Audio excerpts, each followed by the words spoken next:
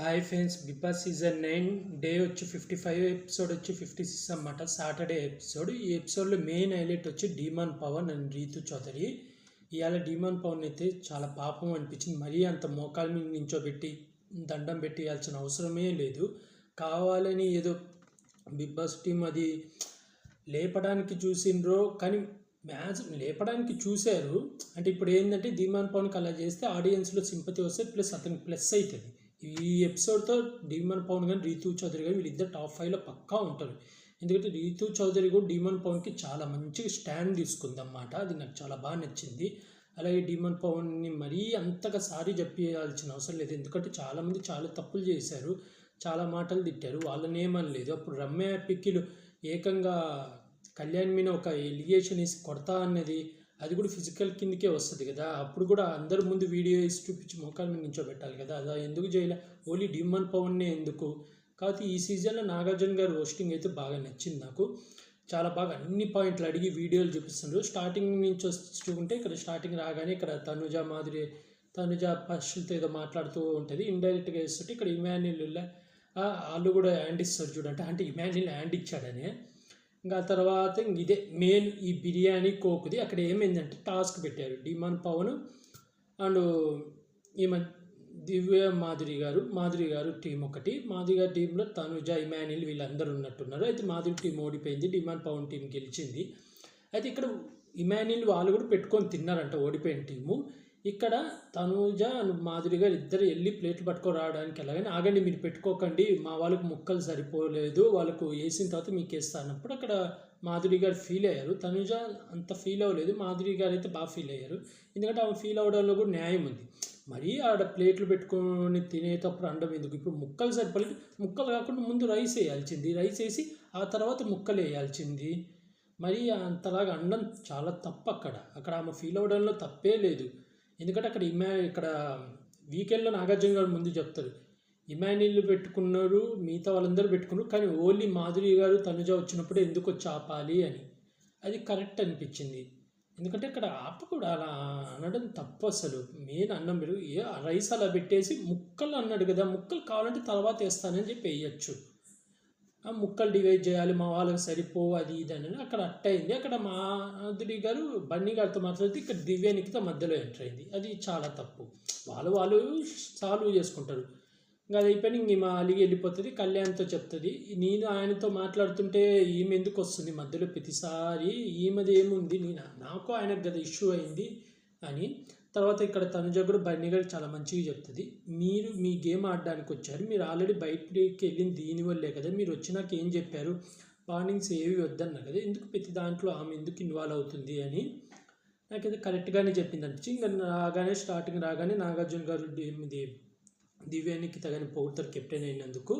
ఇక్కడ ఆడియన్స్ మాట్లాడినాక అందరూ ఇమాన్యుల్ అన్నారు, ఓకే. సుమన్ శెట్టి ఎందుకో నాకు అర్థం కావట్లేదు, ఎందుకు సుమన్ శెట్టికి అంత అయిపు? ఏమాడాడని కెప్టెన్ కెప్టెన్ ఎక్కడ? గౌరవ్ ఆడి కెప్టెన్ చేసాడు. ఆ రోజు తనుజ గొడవ పడిందని చెప్పి తనుజని సెలెక్షన్ చేయకుండా సుమన్ శెట్టిని సెలెక్షన్ చేశారు. అక్కడ వాళ్ళకి ఇద్దరు కెప్టెన్లని తెలియదు, అదేదో ఊరికి పండుకున్నాడు, దానికి ఏదో మరీ అయిపిస్తున్నాడు. సుమన్ శెట్టి కూడా బ్యాక్ బిచ్చింగ్ చేస్తున్నాడు కదా, చేయనట్టు మాట్లాడతారు.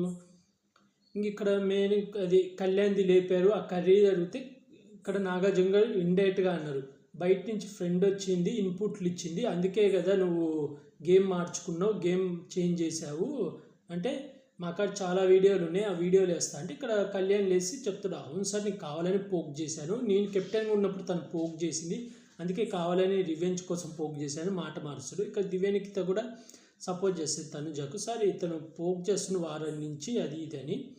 ఇంకా ఇక్కడ ఇమాన్యుల్ ఇష్యూ వీడియో ప్లే చేస్తారు అన్నమాట. వీడియో ప్లే చేయగానే షాక్ అవుతాడు. తర్వాత మాట్లాడుకుంటారు బ్రేక్లో, నేను వారం అంతా మంచిగా ఉంది, ఆ ఒక్క పాయింట్లో బ్యాడ్ అయిపోయాను, అది చేయకుండా ఉంటే బాగుండని. ఇక్కడ దివ్యానికి తట్టది, నామినేషన్లో ఆలోచించుకొని చేయండి, ఎప్పుడో ఆలోచించుకోకుండా. ఇక్కడ బన్నీ గారు తనుజ గురించి అన్నట్టున్నాడు, నామినేట్ చేయాలంటే పాత పాయింట్లే కదా, ఇప్పుడు కూడా పాయింట్లు మన దగ్గర చాలా ఉన్నాయి అంటే బన్నీ గారు తనుజ నామినేట్ చేయాలనుకుంటున్నారు. చూడాలి రేపు మండే నామినేట్ చేస్తారో లేదో, ఎలా ఉంటుందో చూడాలి. నాకు తెలిసి అందరూ కళ్యాణ్ కూడా తనుజ నామినేట్ చేస్తారు, ఎందుకంటే ఇన్పుట్స్ వచ్చినాయి కాబట్టి. ఇక్కడ బన్నీ కానీ సేఫ్ గేమ్ అని చెప్పి తేల్చేస్తారు. ఆయన అన్నది సేఫ్ గేమ్ అని ఇమాన్యుల్ అన్నాడు, రామ్ రాథోడ్ అన్నాడు, సుమన్ కూడా అన్నాడు. సుమన్ ఆమెను సపోర్ట్ చేసి సుమన్ కూడా అన్నాడు. కానీ ఆయన కోపం అంతా తనుజ మీద ఉంది. మళ్ళీ ఆయన ఏమనుకుంటుంది, తనుజ వల్లే నాకు సేఫ్ గేమ్ వచ్చిందని. అది కరెక్ట్, అక్కడ నించొకుండా అటు పోవచ్చు కదా. ఇప్పుడు ఇమాన్యుల్ ఉన్నాడు, సపోర్ట్ చేయడానికి పోయి దివ్య దగ్గర ఉన్న నించుడు అయిపోయా. ఇంకా మెయిన్ పాయింట్ వచ్చేసి డిమాండ్ పవన్ అన్నమాట. డిమాండ్ పవన్ది ఫస్ట్ పొగుడుతాడు, ఒక నిమిషం పొగడగానే బెంట్ తెప్పించి ఆడియన్స్ని అడుగుతాడు, మీ ఇంట్లో ఇలాంటి అబ్బాయి ఉంటే బెంట్ తీసుకొని కొడతారా అని. ఏమైనా అర్జున్ రెడ్డి అనుకుంటున్నావా అది ఇదని వీడియో ప్లే చేసి గేట్లు ఓపెన్ చేసి వెళ్ళిపోవటం. ఇక్కడ రీతు మంచిగా స్టాండ్ తీసుకుంటుంది, సార్ అది ఏదో క్యాజువల్గా అయింది సార్, మేమిద్దరం మాట్లాడుకుంటారు. తర్వాత బ్రేక్ ఇచ్చి వెళ్ళిపోతే ఆ బ్రేక్లో కూడా రీతు చౌదరి డిమాండ్ పవన్కి ధైర్యం చెప్పి ఏం బాధపడకు, సారీ చెప్పి అది చెప్పి ఏం బాధపడకు అని చెప్పి చాలా బాగా స్టాండ్ తీసుకుంటే, తర్వాత వచ్చినాక డిమాండ్ పవన్ సపరేట్గా నించుంటే మళ్ళీ డిమాండ్ పవన్ పక్కకి వెళ్ళి రీతు చౌదరి అయితే స్టాండ్ తీసుకొని చాలా బాగా మాట్లాడుతుంది. అక్కడికి నాగార్జున అంటుంది, ఈ విషయంలో నువ్వు కాకుండా వేరే అమ్మాయి ఉన్నా కూడా ఇలాగే మాట్లాడతావు అంటే, సార్ డిమాండ్ పవన్ అలాంటి పనులు చెయ్యడు సార్, అది మా ఇద్దరి మధ్య ఉన్న అండర్స్టాండింగ్ అని డిమాండ్ పవన్కి అయితే మంచి స్టాండ్ తీసుకుంది. ఇక్కడ మరీ అంతగా డిమాండ్ పవన్ని డల్ చేయాల్సిన అవసరం లేదు, మరీ మోకాల మీద నించోబెట్టి సారీ చెప్పేంత లేదు. ఎందుకంటే ఇక్కడ రీతు చౌదరి ఏమి అందు, అప్పుడు తోసేసినప్పుడే నువ్వు మ్యాన్ హ్యాండింగ్ చేస్తున్నావు అది ఇది ఏమందు, తను కూడా కామెడీగా తీసుకుంటుంది. వాళ్ళిద్దరు కొట్టుకుంటున్నారు అది ఇది, దాన్ని ఫన్ వేలు చేయాలి. నాకేమనిపించిందంటే ఇలా చేస్తే డిమాండ్ పవన్కి బాగా అయిపోతుంది. ఇప్పుడు ఆల్రెడీ అయిపోయింది, అందరు డిమాండ్ పవన్కి సపోర్ట్ చేస్తున్నారు. ఇంకా మిగతా హౌస్ మేట్స్ని అడిగితే కూడా వాళ్ళు కూడా డిమాండ్ పవన్కి సపోర్ట్ చేస్తారన్నమాట. ఇంకా దాంతో తర్వాత చిన్న వార్నింగ్ ఇచ్చి ఇలాంటివి చెయ్యకు అని. కానీ చెప్పడం కూడా కరెక్ట్, ఎందుకంటే ఇది ఎక్కువ అయితే చాలా ప్రాబ్లం అవుతుంది డిమాండ్ పవన్ గేమ్. నాకు తెలిసి ఇంకా రేపటి నుంచి వీళ్ళిద్దరు విడివిడిగా ఉంటారని నేను అనుకుంటున్నాను. చూడాలి వీళ్ళ గేమ్ కూడా ఎలా ఉంటుందో. ఇంకా తర్వాత రామ్ రాథోడ్ది కామెడీ వీడియోలు అయితే ప్లే చేశారన్నమాట.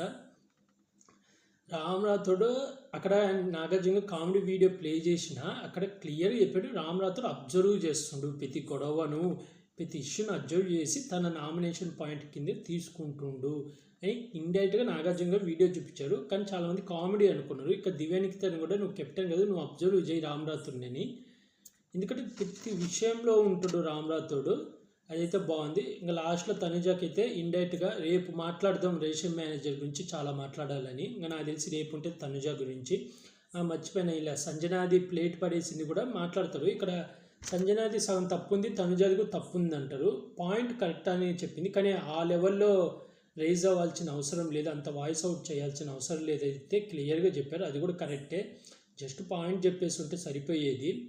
నాకైతే మెయిన్ ఇవాళ ఎపిసోడ్లో డిమాండ్ పవన్ని చూస్తే జాలేసింది, మరీ అంతగా చేసి ఉండాల్సింది లేదు. చూడాలి ఇంకా రేపటి నుంచి వీళ్ళ గేమ్స్ ఎలా మారుతాయో. నాకు తెలిసి ఇంకా తనుజ నామినేట్ చేయడానికి అందరు రెడీగా ఉంటారు రేషన్ మేనేజర్. ఇప్పుడు అందులో రేపు నాగార్జున గారు బాగా కోటింగ్ ఇస్తారు కాబట్టి ఈమె తనుజ సోలోగా ఉండలేకపోతుంది. అంటే ఆ మాధురి గారు ఎలిమినేట్ అయిపోయారు, తను వాడనన్నదంట మాధురికి. ఎందుకు వాడనన్నదో తెలీదు. ఇంకో న్యూస్ ఏమొస్తుందంటే మాధురి గారే చెప్పారంట, నాకు వాడకు, నేను నాకు వెళ్ళిపోవాలని ఉందని.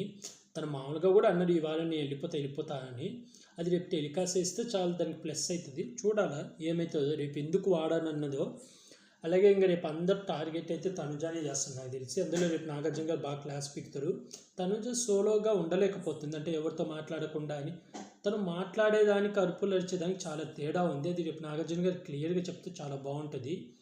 చూడాలి రేపు. ఇంకా నాగార్జున గారు సండే కూడా ఫండే కాకుండా సీరియస్ అవుతుంది.